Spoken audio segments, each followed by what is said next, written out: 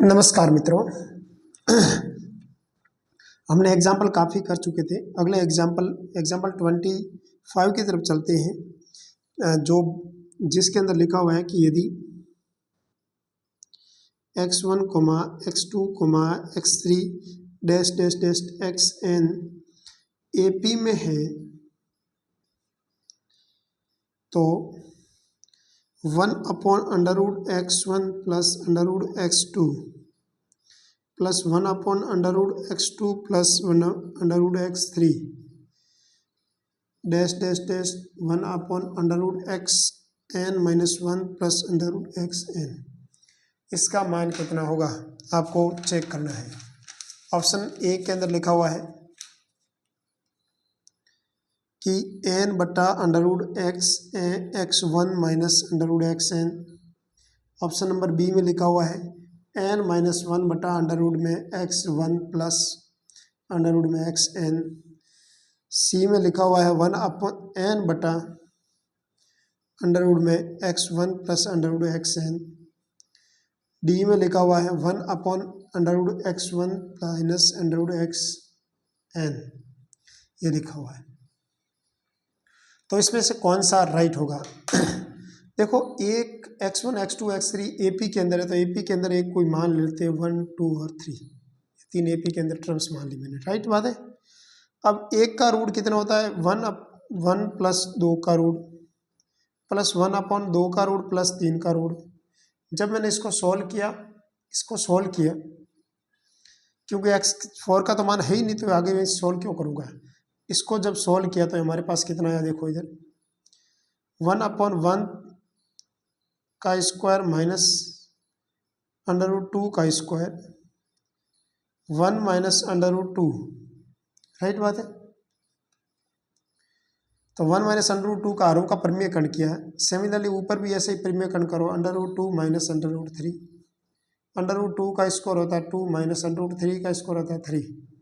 Solve किया तो यहाँ पर हो जाएगा 1 माइनस √2, इधर आ जाएगा 1 का स्क्वायर 1, √2 का स्क्वायर हो जाएगा 2, ठीक है। प्लस का हो जाएगा √2 माइनस √3 बटा हो जाएगा माइनस का 1। सॉल्व किया तो हमारे पास यहाँ पर भी माइनस 1 आया, तो यहाँ पर हो जाएगा √2 माइनस 1 माइनस √2 प्लस √3, ये कट जाएगा तो यहाँ बचेगा √3 माइनस 1। √3 माइनस 1 1.7321 माइनस 1 गया तो 0.7321, जिसमें 0.7321 आंसर आ रहा है वो राइट आंसर हो जाएगा। ज़्यादा ये कैलकुलेशन लंबी नहीं है, अगर इस कैलकुलेशन को आप बढ़िया तरीके से करें तो ये कैलकुलेशन बहुत छोटी है, ठीक है। देखो n का मान पहले ऑप्शन के अंदर रखा तो n का मान 3 रखा। जब n का मान मैंने 3 रखा पहले ऑप्शन के अंदर, तो 3 बटा 1 का रूट माइनस √2 √3 सॉरी, xn का मान √3 है, तो ये तो नेगेटिव में नंबर चला जाएगा, तो ये तो आपसे इम्पॉसिबल है, तो गलत है ना। दूसरे ऑप्शन में n-1 किया तो n-1 मतलब 2 आ जाएगा। फिर देखो √x मतलब क्या हो जाएगा 1 प्लस √3। अब इसका आरोह का परिमेयकरण किया तो सोल्व किया तो ये हो जाएगा 1 माइनस √3 बटा 1 प्लस 1 माइनस √3। सोल्व किया तो 2 माइनस 1/√3, इधर हो जाएगा 1 का स्क्वायर माइनस √3 का स्क्वायर। √3 का स्क्वायर कितना हो जाएगा 3 माइनस 2, ऊपर वाले से 2 बच जाएगा तो √3 माइनस 1। ओहो, सेम का सेम आ गया। Option number B is correct. ऐसे आपको बाई ऑप्शन से करने थे, ये ज़्यादा आप मैंने कैलकुलेशन बहुत बड़ी की है, लेकिन आपको ये सीक्वेंस आप ये लिख दे, दूसरा ये, तीसरा ये स्टेप लिख दे डायरेक्ट, क्योंकि मैंने तो आपको समझा कर किया है हरों का परिमेयकरण वगैरह वगैरह, ताकि आपके जब इसका आप रीडिंग करो तब आपको दिक्कत नहीं आए, स्पीड से उसकी रीड होती रहे आपकी। अगला भी हरात्मक श्रेणी वाला प्रश्न है, हरात्मक श्रेणी वाले प्रश्न आपको इसमें नहीं करने। अगला देखो क्वेश्चन नंबर 27 में लिखा हुआ यदि alpha comma beta comma gamma comma delta GP में है, जहां अल्फा बीटा समीकरण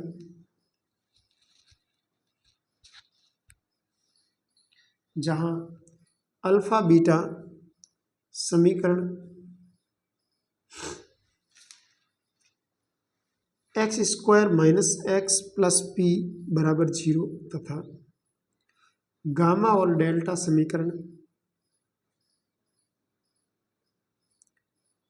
x square minus 4x plus q बराबर 0 के मूल है। तो p कोमा क्यू के पूर्णांक मान होंगे, p कोमा क्यू के पूर्णांक मान होंगे।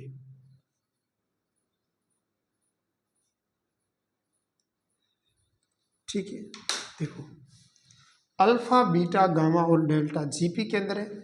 अल्फा बीटा यदि समीकरण को संतुष्ट कर रहा है तो ये अल्फा इसके अंदर रखो और बीटा इसके अंदर रखो, समीकरण को संतुष्ट करेगा, सीधी सी बात है। देखो गामा और डेल्टा इस समीकरण को संतुष्ट करेंगे, मतलब गामा और डेल्टा का इस समीकरण में मान रखेंगे तो इस समीकरण को संतुष्ट करेगा, सीधी सी बात है। अब इस पहली वाली इक्वेशन है, ये इक्वेशन आपको दे रखी है और अल्फा बीटा ये दे रखा है। अगर ये अल्फा और बीटा दे रखा है तो इस इक्वेशन के अनुसार क्या करेंगे, समीकरणों का मूलों का योगफल बराबर माइनस बी बटा ए मात्र -1/1 और मूलों का गुणनफल है अल्फा इंटू बीटा बराबर हो जाएगा सी बाई ए मतलब पी बटा 1। अब आपका इसका मान कितना आ जाएगा 1 प्लस का। दूसरा देखो समीकरण है गामा और डेल्टा, यानी गामा प्लस डेल्टा बराबर हो जाएगा माइनस बी बाई ए और गामा इंटू डेल्टा बराबर हो जाएगा Q by A C by A. फिर मैंने इसको सॉल्व किया तो देखो अल्फा और बीटा का मान इधर भी है और गामा डेल्टा का मान इधर भी है।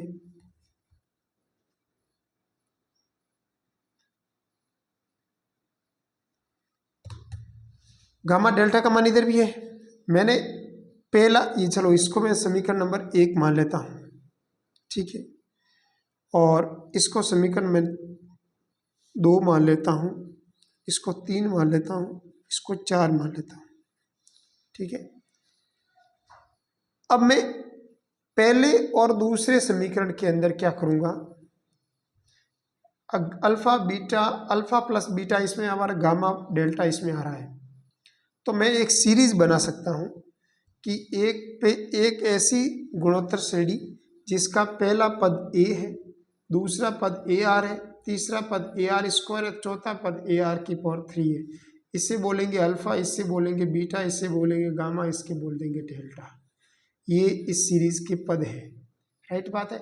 यदि ये सीरीज के पद है तो इस सीरीज को संतुष्ट करवाएगा, संतुष्ट करवाएगा, इसका मतलब अल्फा और बीटा का मान जो ये ऊपर मान रखे वो इस समीकरण में मान रखा मैंने। तो यहाँ पर इसके मान कितने आए, ये अल्फा का मान ए रखो प्लस ए आर बराबर 1,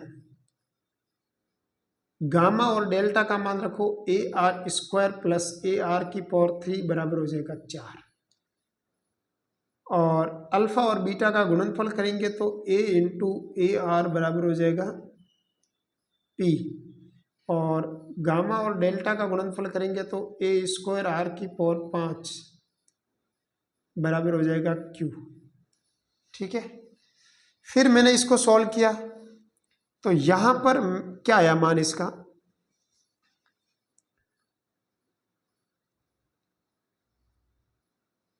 देखो इस दोनों को सोल्व कर दे, आर का मान निकल सकता है।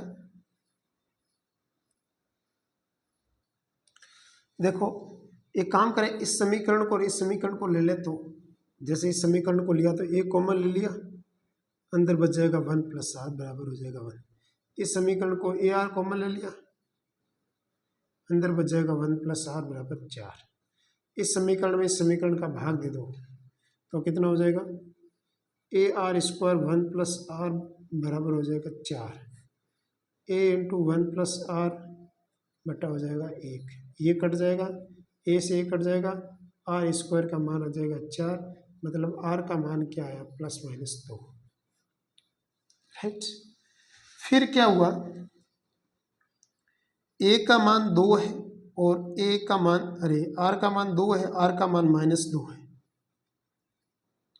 एक +2 आया, एक -2 आया, मान 2 आए। फिर यदि आर का मान +2 रखा तो हमारे पास देखो आर का मान +2 रखा तो यहाँ से देखो आर का मान +2 रखेंगे तो 2 रखेंगे तो ये 3 हो जाएंगे, और 3 ए का मान कितना आ जाएगा 1/3।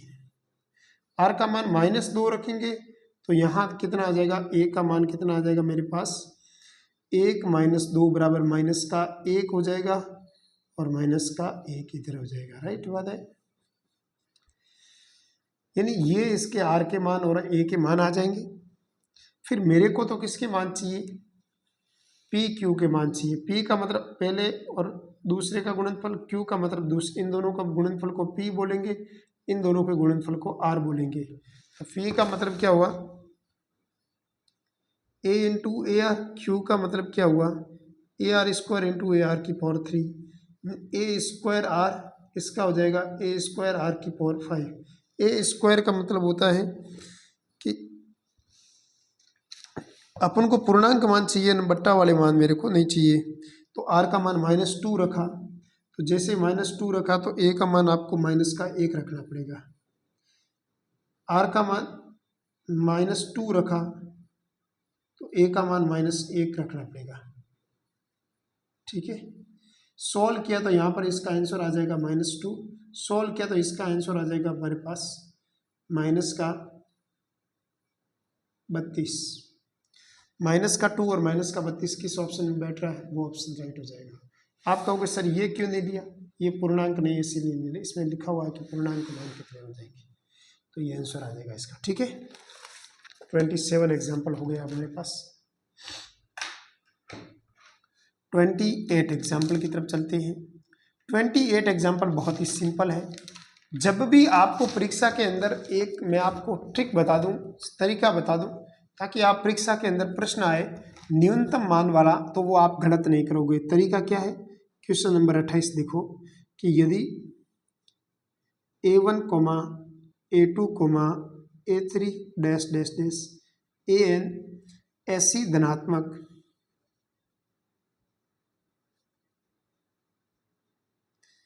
वास्तविक संख्याएं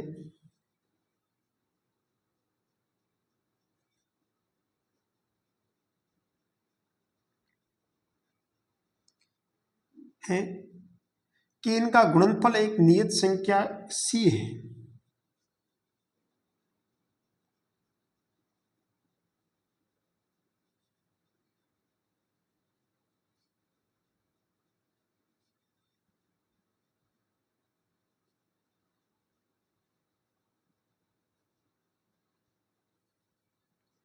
तो A1 + A2 + A3 + 2AN का न्यूनतम मान है।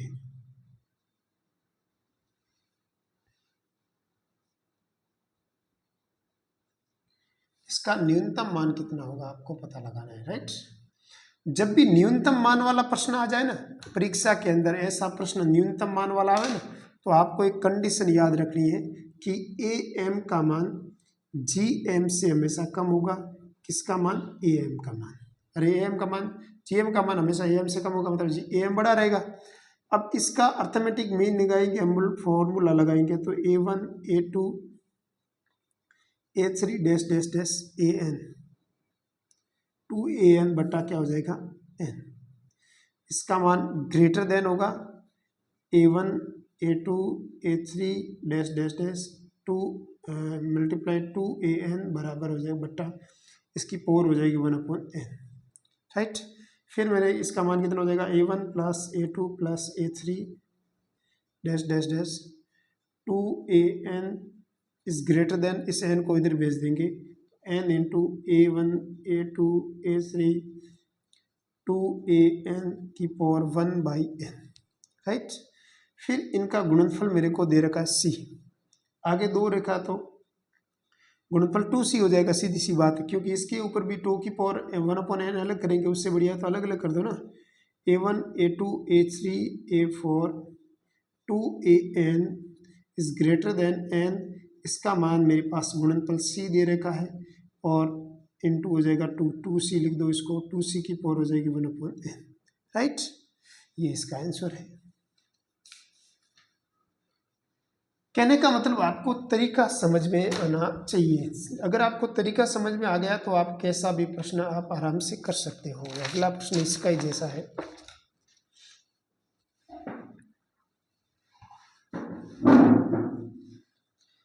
वो प्रश्न देखो।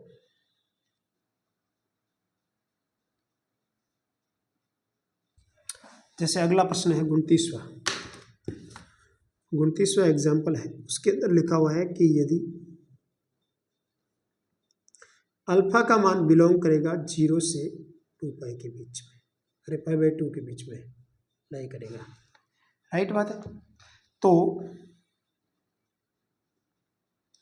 √x² + x plus 10⁻² alpha √x² + x का न्यूनतम मान होगा।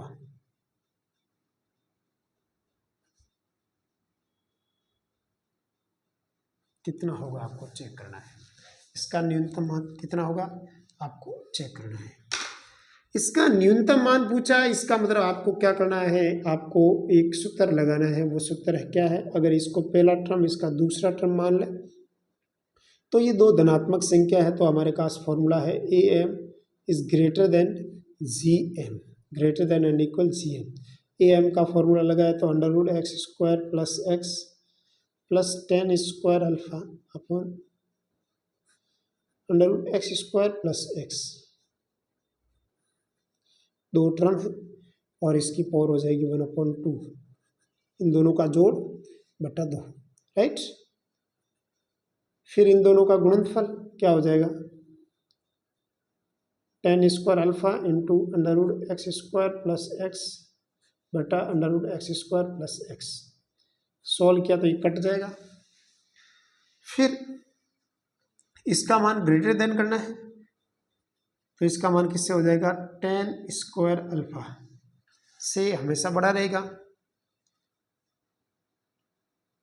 ठीक है। अब ये 2 था वो मैं आगे भी इधर भेज दूंगा, 2 10² हो जाएगा। लेकिन यहाँ पर 10² था, यहाँ 10 आ गया ना, एक काम नहीं किया आपने, भूल गया। GM अगर दो टर्म लेंगे तो 1/2 तो पावर भूल ही गए ना, तो ये पावर से ये कट जाएगा। तो इसका मान मेरे को पूछा है ना, इसका न्यूनतम मान पूछा है ना, 10² अल्फा बटा √x² + x। इसका मान 2 इससे छोटा होगा, ठीक है। तो इससे छोटा होगा, न्यूनतम मान इतना रहेगा, ठीक है। तो न्यूनतम मान पूछा तो ये है आंसर 210 अल्फा आंसर। अगला प्रश्न है हमारे पास, वो प्रश्न है 30वां, एग्जाम्पल नंबर 30वां है। उसके अंदर स्पष्ट रूप से लिखा गया है कि एक गुणोत्तर श्रेणी, एक अनंत गुणोत्तर श्रेणी है जिसका प्रथम पद x है, सार्वत्रिक अनुपात r है। तो आपको इसका योगफल 5 दे रखा है, योगफल 5 दे रखा है, तो x का मान किसके बीच में लाई करेगा। तो अपन प्रश्न को लिख देते हैं पहले कि यदि एक अनंत गुणोत्तर श्रेणी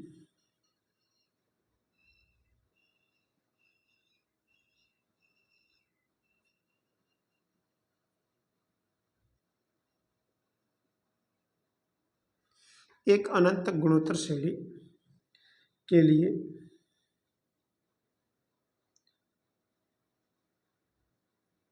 प्रथम पद x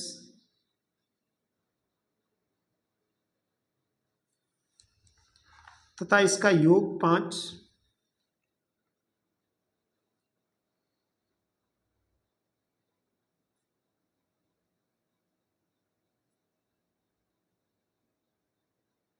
हो, तो ऑप्शन नंबर 1 में लिखा हुआ है 0 और x के मान 0 और 10 के बीच में होगा।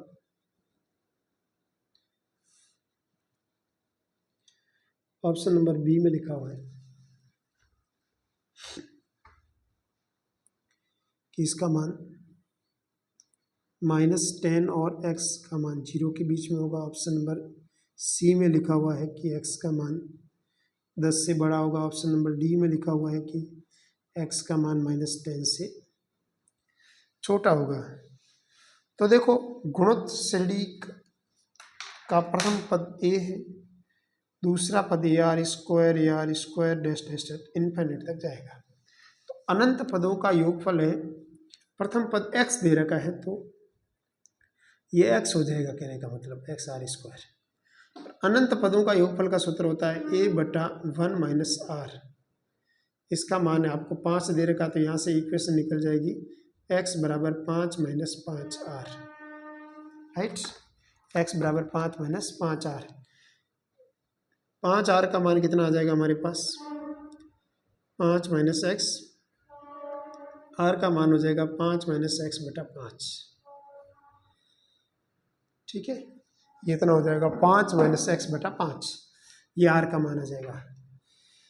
अब R का मान इतना आएगा, R का मान अनंत गुणोत्तर श्रेणी है, इसका योगफल 5 आ रहा है। योगफल कितना आ रहा है, 5 आ रहा है, तो R का मान 1 से छोटा आएगा। यदि R का मान, इसका मान 1 से छोटा आ जाए,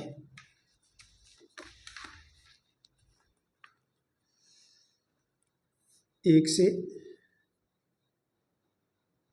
छोटा आ जाए, तो उस कंडीशन में क्या होगा, R का मान यदि 1 से छोटा आ जाए तो उस कंडीशन में क्या होगा, 5 - x/5, इसका मान 1 से छोटा, यानी R का मान -1 और 1 से बीच में आएगा ना, मॉडुलस x है, मोड को हटाएंगे तो यहाँ पर क्या आ जाएगा, 5 - x/5, इसका मान 1 और -1 के बीच में, दोनों तरफ सभी को 5 से गुणा करेंगे तो यहाँ हो जाएगा -5, 5 - x और यहाँ हो जाएगा 5, दोनों तरफ, तीनों तरफ -5 करेंगे तो यहाँ हो जाएगा,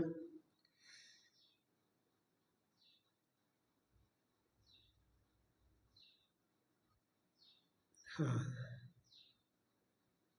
अपन क्या किया, 5 कर दिया, x का मान निकालना मेरे को, -5 करो,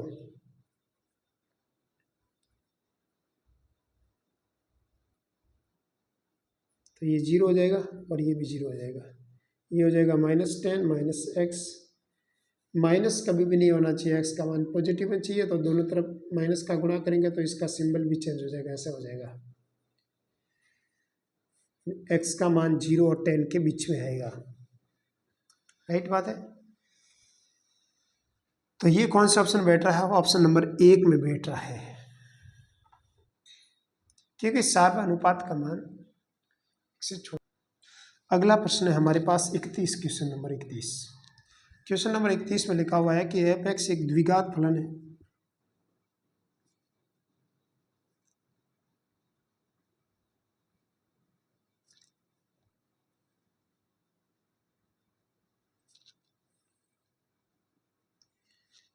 है,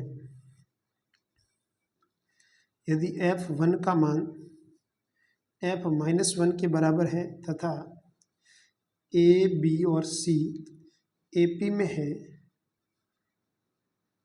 तो f'(a) का मान, f'(b) का मान, f'(c) का मान होगा, किस में होगा, इसका अवकलन किस में होगा।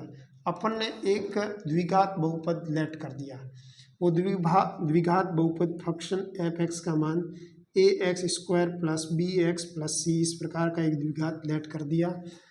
इसका ये एक ऐसा द्विघात बहुपद है जिसका f1 का मान और f-1 का मान आपस में बराबर है। x का मान 1 रखा तो यहाँ पर हो जाएगा a + b + c, -1 रखा तो यहाँ हो जाएगा a - b + c। यहाँ सोल्व किया तो ये c से c कैंसिल आउट हो जाएगा, a से a कैंसिल आउट हो जाएगा, तो b का मान कितना आ जाएगा हमारे पास, 0। b का मान 0 आ गया, तो अब देखो इसका मान रखेंगे तो फंक्शन कैसा बन जाएगा, f(x) बराबर ax² + c बन जाएगा, क्योंकि b का मान तो 0 है। तो अब इसका अवकलन करेंगे तो f'(x) करेंगे तो कितना हो जाएगा, 2ax + 0 हो जाएगा। अब इसका अवकलन करेंगे, ये इतना आया मान। इसमें स्पष्ट लिखा हुआ है कि a b c है वो समांतर श्रेणी के अंदर है, समांतर श्रेणी के अंदर है। अगर a b c समांतर श्रेणी के अंदर है तो यहाँ पर अपन क्या करेंगे, अच्छा ये a b c d है, अपन ने उल्टा मान लिया, चलो कोई बात नहीं है, इसको यहाँ ये बड़े ए को मानेंगे तब ये इसमें आपको पता चलता कि भाई ये इस प्रकार में है।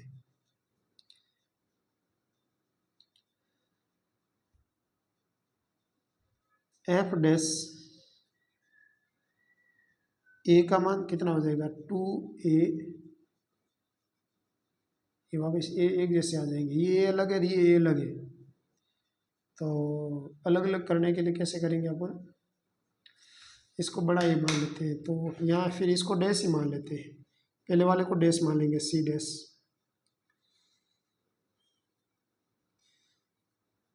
राइट। अब ये हो जाएगा ए। एफ डैश बी का मान कितना हो जाएगा 2 ए डैश बी। एफ डैश सी का मान कितना हो जाएगा 2 ए डैश, तो पक्का ही रह जाएगा और ये रह जाएगा सी।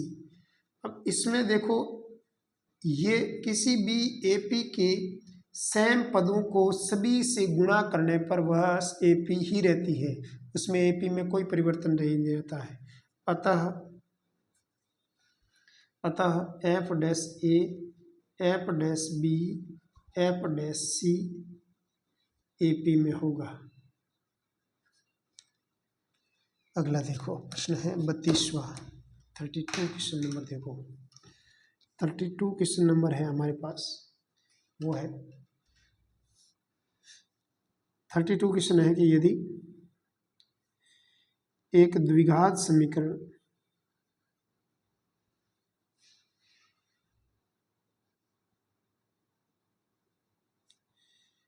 के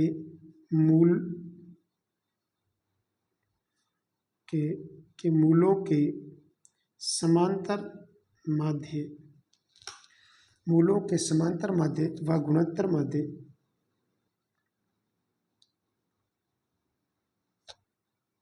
माध्य क्रमशः 9 तथा 4 है, तो वह समीकरण होगा।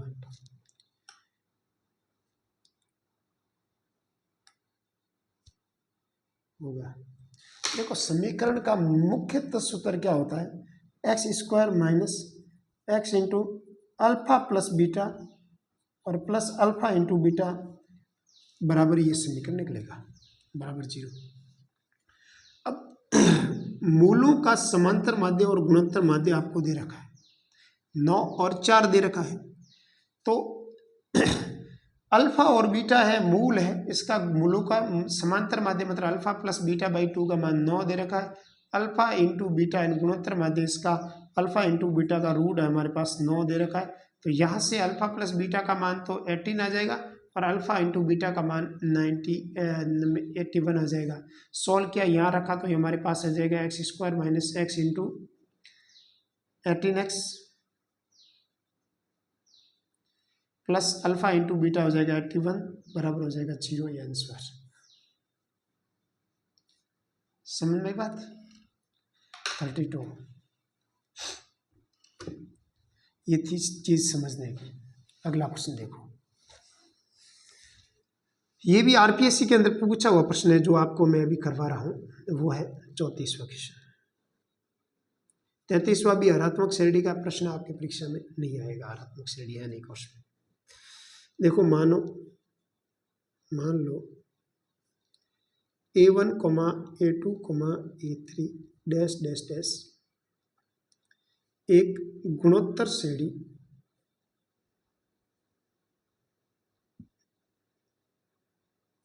के पद है।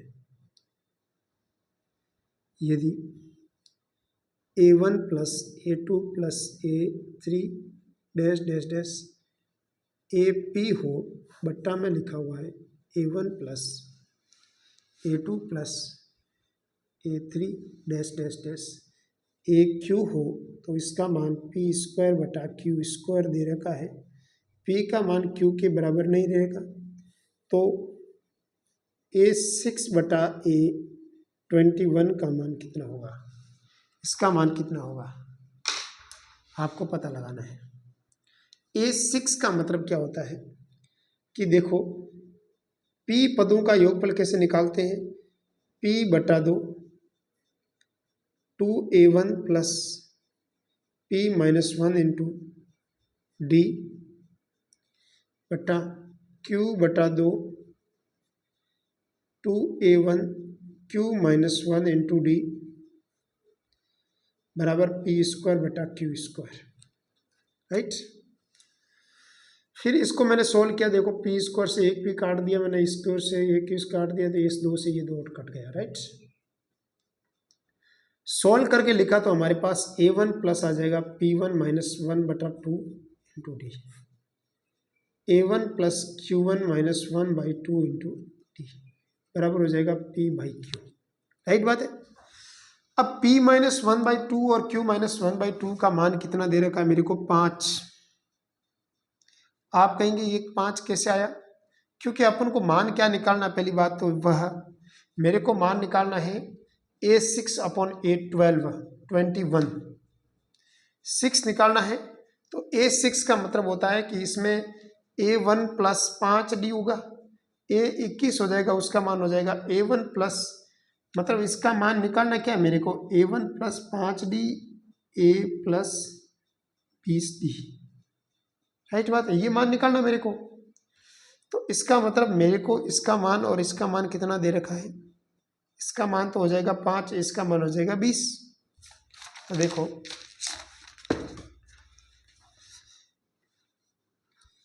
P-1/2 बराबर हो जाएगा 5, P-1 बराबर हो जाएगा 10, P का मान हो जाएगा 11,